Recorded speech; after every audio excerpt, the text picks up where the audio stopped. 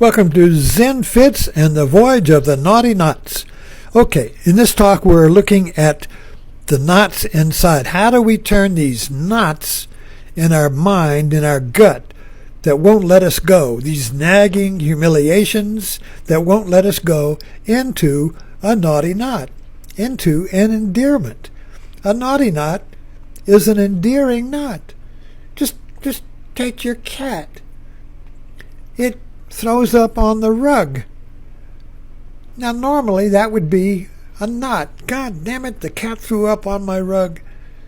But it's a naughty knot because we love our cat.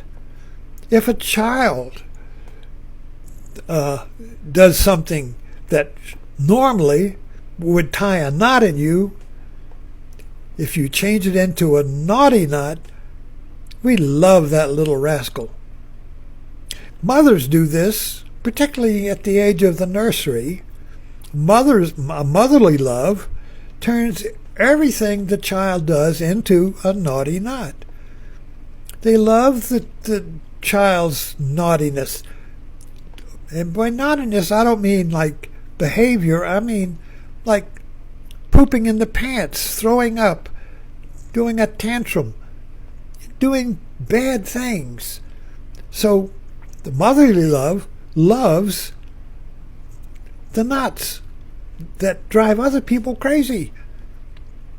So you take that kid, and he drives all these crazy, won't behave, shits, pisses, does everything, throws up. I can't stand to get rid of this.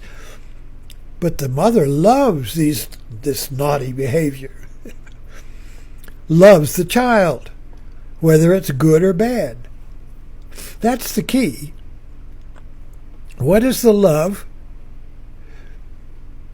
that loves the knot beyond good and bad? Take a crossword puzzle. I don't do crosswords. They just, to me, they're just word knots. Like, what is that word? It's painful. My wife loves it. She loves the pain. She loves those naughty knots, those crosswords, because she loves the release from the knot, from the crossword. And she goes through all the knots to finally the whole crossword. We do this in everything. Everything's a knot that we love, that's naughty, because we love the release. When we play with it, we get a release. I can't fix the lawnmower. For me, it's a knot. God damn it, get rid of the lawnmower, call somebody, it's fucking lawnmower. For the mechanic who loves mechanical knots, well, let me work on it. Let me play with that. And he'll get into that lawnmower and play with it until he finds the release to the knot, and it runs again. What's the difference between that and a crossword?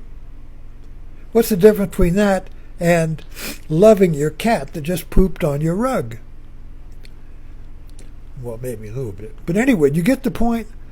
The knot, the serious knot, and the naughty knot is the same knot, but our mind shifts. The knot doesn't change. So the lawnmower won't work, and I get frustrated and helpless, and I want to go buy a new lawnmower, and the mechanic loves it. Let me have a look at it. I want to play with that. I love those knots, mechanical knots. I love the release I get when I fix it. What's the difference between that and going to a movie? You go to a movie because there's a knot. The hero's tied in a knot. He's in a contradiction. He's been humiliated. He's lost his job, his career. He's been humiliated. He's out of work, out of luck. And yet, he turns that around and turns his life around and uses that knot to transcend the knot. He uses the knot to go beyond the knot. There's a story, one of my stories, about this explorer in the Arctic. He gets trapped in the snow, in the ice. He's got no tools. He's got nothing to dig with, so he uses a turd as a tool and digs his way out of the snow. And when he gets out, he drops the turd and goes on. He doesn't carry it with him. So the turd, in most cases, is useless, but he turns it into a naughty knot. You see, before, the knot was that he was trapped in the ice, and everything he did, it was no, no, no, you can't get out. So he took what was useless and turned it into a tool and dug out of the ice. He turned the no into a yes. That's MacGyver.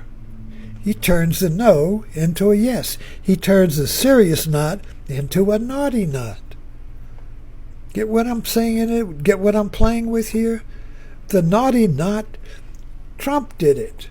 MAGA did it. Hillary called them, "You deplorables." And they said, "Yay, make a t-shirt out of it. Hey, deplorable, we're all deplorables, yay." They turned the knot into a naughty knot. Now, we can do that in your own life if you know how to find the knot. What's the knot? Your neighbor does something to humiliate you, does something that blocks your view on your driveway. And when you ask them to remove it, they planted some roses. This happened to me. Neighbor planted some bushy roses right at the edge of my driveway. Couldn't see the road. I asked them to remove it politely, and they said, "No, just use the back way." And that was a humiliation. Humiliations are when the world says, "No, you're no good. No, can't do that." That's humiliating. When you lose control, when you lose respect, when you lose dignity, that's humiliating. That's a knot. So how do you turn that humiliation into a naughty knot? Well, first of all, you have to identify the knot. You have to identify the feeling of humiliation before you blame somebody. That's the problem. When we are humiliated, we feel the knot.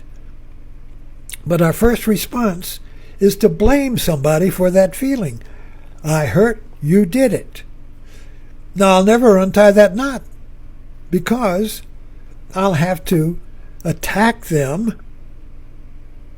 in order to restore balance, and then they'll attack back, and the knot just gets tighter. Or I ignore it, and the knot becomes a grievance buried in there, chewing on me. I'm trying to be good. I'm trying to be good. You see what I mean? It doesn't go away. So if you ignore it, dismiss it, or attack it, the knot still stays. So it hadn't become a naughty knot. So how do you turn that humiliation, that feeling of humiliation, into a naughty knot? You allow the feeling to be a feeling before you blame somebody for the hurt. When you allow the feeling to be just a feeling,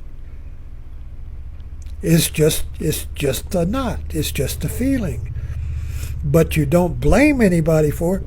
It has no cause, because if you give it a cause, you give it a story, and if you give it a story, you've created a knot that keeps on hurting for your whole life. You have a grievance, you see. Okay, running out of time. I think we'll pick this up again. Thanks for dropping in. Let's find those naughty knots.